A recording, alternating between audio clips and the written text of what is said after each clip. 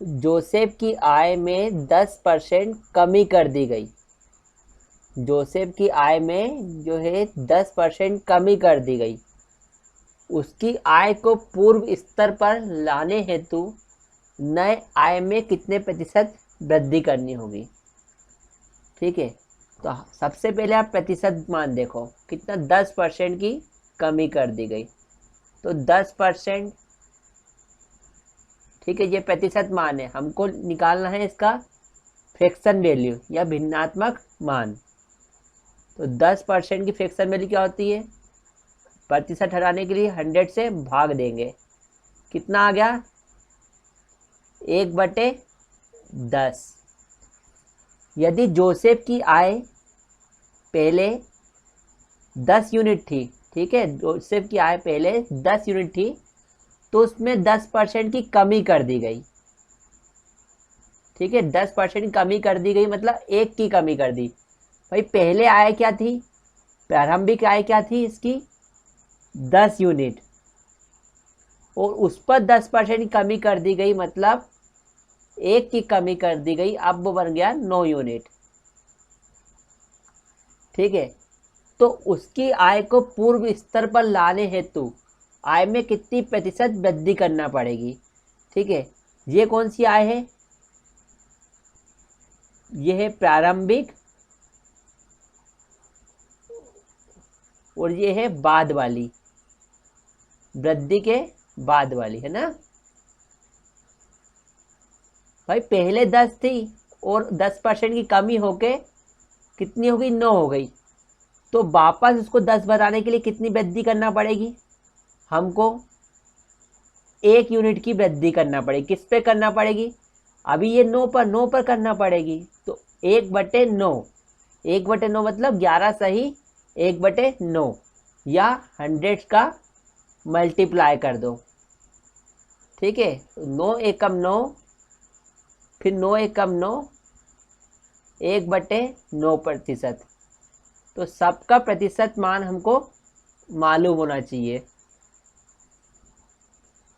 तो 11 सही 1/9%।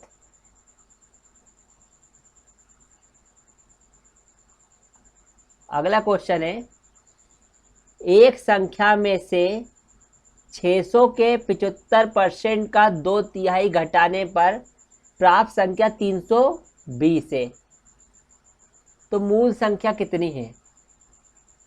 तो मूल संख्या कितनी है भाई, ठीक है, एक संख्या में से, भाई कोई संख्या 1 से, उसमें से 600 का 75% का 2/3 क्या है घटाने पर, वो संख्या में से x में से 600 का 75% का 2/3 घटाने पर जो प्राप्त होती है संख्या वो कितनी है 320। तो 320 क्या है, इसके बराबर है। कोई संख्या है उसमें से 600 में का 75% का 2/3 जब घटा देते हैं तो 320 क्या होता है, प्राप्त होता है। देखो 2 शून्य से 2 शून्य गई, 3 दूनी 6। ठीक है, तो x माइनस 75 दूनी 150 और 2 300, 300 बराबर में 320। तो मूल संख्या क्या है, x है, तो x बराबर ये माइनस में आके उधर जाके हो जाएगा प्लस, और हो जाएगा 620। तो वह मूल संख्या क्या होगी, तो वह मूल संख्या 620 होगी। ठीक है,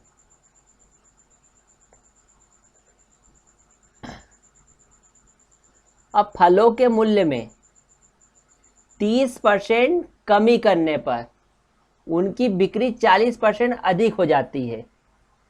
ठीक है, मूल्य में 30% कमी करने पर उनकी बिक्री 40% अधिक हो जाती है, तो इसके विक्रय मूल्य पर क्या प्रभाव पड़ेगा। जो मूल्य है 30% कमी करने पर, तो 30% की फ्रैक्शन वैल्यू क्या होती है 3/10। ठीक है, यदि पहले मूल्य जो था 10 यूनिट होगा, प्रारंभिक मूल्य यदि 10 यूनिट होगा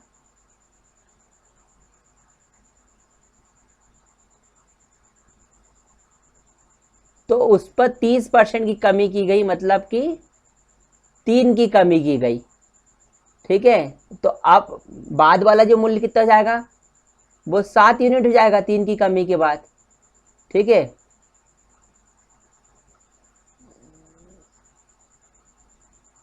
लेकिन ये कमी होने पर इसकी बिक्री 40% अधिक हो जाती है। तो 40% की फ्रैक्शन वैल्यू क्या होती है, 40% प्रतिशत हटाने के लिए 100 से भाग देंगे, तो 20 दूनी 40 और 20 पंजे 100, कितना हो गया 2/5। यदि पहले बिक्री 5 यूनिट होती होगी तो उस पर 40% की वृद्धि हो गई, मतलब कि 2 की वृद्धि हो गई। पहले जो बिक्री थी, जो पहले बिक्री 5 यूनिट होती होगी तो अब उस पर 40% की वृद्धि, मतलब 5 का 40% 2, तो अब हो गई वो 7। अब बिक्री कितनी की होगी, 7 की। ठीक है, तो जो प्रारंभिक मूल्य था वो 10 था और बिक्री 5 की थी। पहले मूल्य 10 था या 10 रुपये पहले मूल्य था और 5 वस्तु बिकती थी, तो टोटल कितना आया होती थी, 50। इसका विक्रय मूल्य कितना था, 50। अब मूल्य है इसका 7 रुपये और डेली 7 वस्तु बिकती है, तो अब इसका मूल्य कितना हो रहा, 7 7 49। ठीक है, तो प्रतिशत मान पूछा उनने, तो 50 की पहले बिकता था, 50 की पहले आया था, विक्रय मूल्य 50 था, अब विक्रय मूल्य हो गया 49, मतलब कि 1 की कमी आ रही, 1 की कमी आ रही। किस पे आ रही, 50 पे, तो गुणा 100, तो 50 दूनी 100, तो कितना हो गया 2% की कमी। इसके विक्रय मूल्य में 2% की कमी हो गई।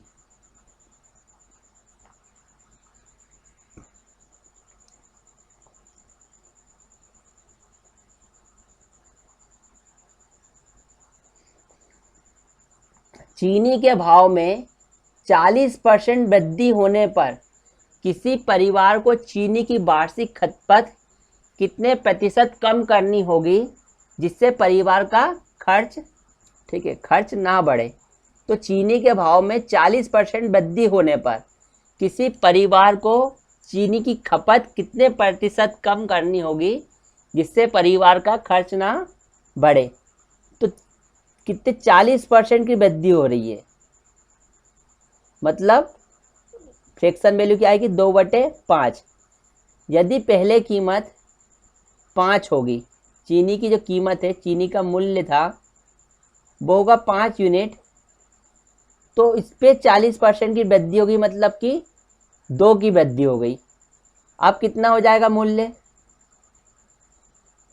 7 हो जाएगा। ठीक है, और टोटल जो खर्चा था हमने 35 रुपये मान लिया, इन दोनों का एलसीएम। ठीक है, तो पहले मूल्य था 5, तो पहले खपत कितनी होती थी, 5 रुपये प्रति किलो, तो 35 में कितने, 7 किलो आती थी। ठीक है, 7 kg, समझने के लिए लिखा है ना। और आज हो गई है मूल्य 7 रुपये किलो, 7 रुपये मूल्य हो गया, तो 7 पंजा 35, अब आएगा 35, 5 kg। तो पहले 7 kg लेते थे, अब 5 kg लेंगे, तो हमको 2 की कमी करना पड़ेगी। किसकी, 2 की।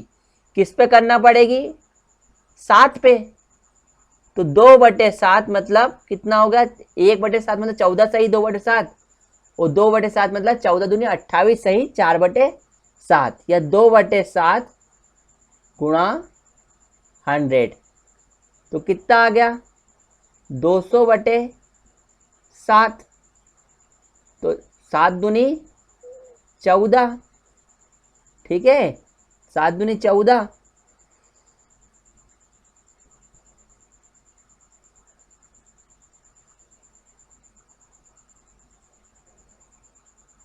तो 7 दूनी 14, यहाँ गए 6, 7 8 56, बचा 4/7। तो 28 सही 4/7%। इसमें क्या करनी पड़ेगी, कमी करना पड़ेगी खपत में।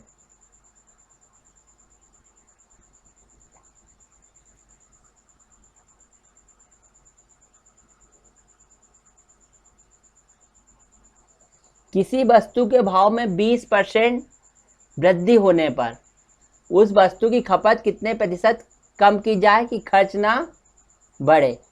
भाई वस्तु के भाव में 20% की वृद्धि हो रही, तो 20% इसका प्रतिशत फ्रैक्शन वैल्यू क्या होती है, भिन्न मान 1/5।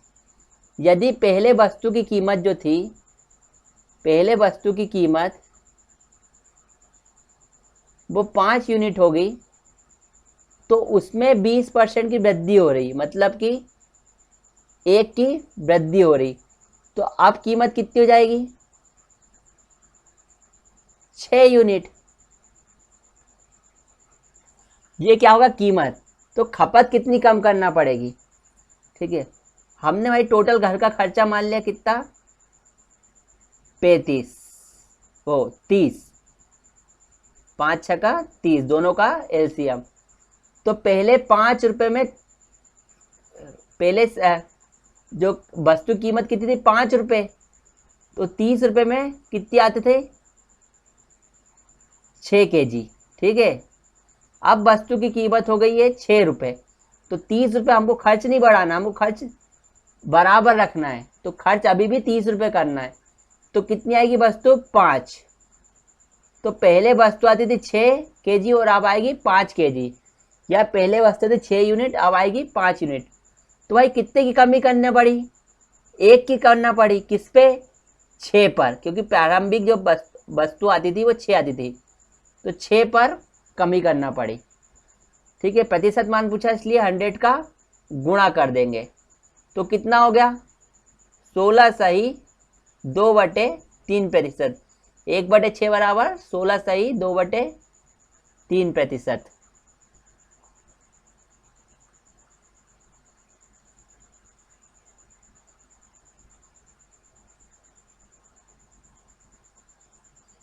देखो हमेशा कीमत जो होती है, कीमत का उल्टा क्या होती है, खपत। भाई कीमत 5 से 6 हो रही, तो खपत 6 से 5 रहती है, ठीक है। कीमत का उल्टा क्या होता है, खपत। कीमत 5 से 6 तो खपत 6 से 5, या खपत 6 से 5 तो कीमत 5 से 6। और चीनी के मूल्य में 10% कमी होने पर कोई गृहिणी 1116 में 6.2 kg चीनी अधिक खरीद सकता है। चीनी का घटा हुआ मूल्य प्रति किलोग्राम कितना है। तो चीनी के मूल्य में 10% कमी हो रही, ठीक है। चीनी के मूल्य में 10% की कमी हो रही है, तो 10% का फ्रैक्शन मान क्या होगा, 1/10। यदि पहले चीनी की कीमत कितनी होगी, 10 यूनिट, तो उसमें 10% की कमी आ रही, मतलब 1 की कमी आ रही। पहले मूल्य कितना था, 10 रुपये। अब कमी के बाद कितना हो गया, अब वो हो गई 9 रुपये में, ठीक है। तो कीमत क्या हो रही है, कम हो रही है।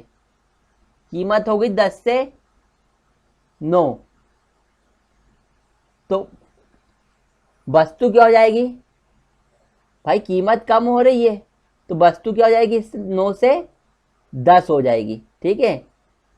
क्योंकि कीमत और वस्तु उल्टी होती है, तो वस्तु आएगी 9 से 10 हो जाएगी, ठीक है। तो वो 10% कमी होने पर कोई गृहिणी ₹1146 में 6.2 kg चीनी अधिक खरीद सकती है। पहले आ रही थी वस्तु 9 यूनिट और अब हो रही है वस्तु आ रही 10 यूनिट, मतलब कितना ज़्यादा आ रही, 1 यूनिट। पर क्वेश्चन के हिसाब से 6.2 kg ज़्यादा खरीद पा रहे हैं, तो 1 यूनिट की वैल्यू हो गई 6.2 kg। तो चीनी का घटा हुआ मूल्य प्रति किलोग्राम कितना है, ठीक है। तो 1 kg यदि थी, 1 यूनिट की वैल्यू कितनी होगी 6.2 kg, तो 10 यूनिट की वैल्यू कितनी हो जाएगी 62 kg। अब वस्तु आएगी कितनी 62 kg, ठीक है। तो 62 kg का जो मूल्य दिया है, कितना दिया है 1116 में, कितना 62 kg आ रहा। तो प्रति किलोग्राम निकालना है भाई, 62 रुपये किलो, तो 1116 में कितनी जाएगी, ये जाएगा कितनी बार जाएगा 18 बार। तो 1 किलो जो चीनी का मूल्य आएगा वो 18 रुपये आएगा, ठीक है। घटा हुआ मूल्य वो पूछता प्रारंभिक मूल्य कितना है, तो भाई हम किसका 9 का गुणा करते हैं, 6.2 इंटू गुणा 9 का, और फिर उसमें 1116 में उसका भाग देते। तो उनने पूछा है घटा हुआ मूल्य, मतलब इसका 62 kg का देना है ना, 18 रुपये किलो, ठीक है। घटा हुआ प्रारंभिक मूल्य निकालना है, तो इसमें 9 का भाग दे दो। अगला क्वेश्चन,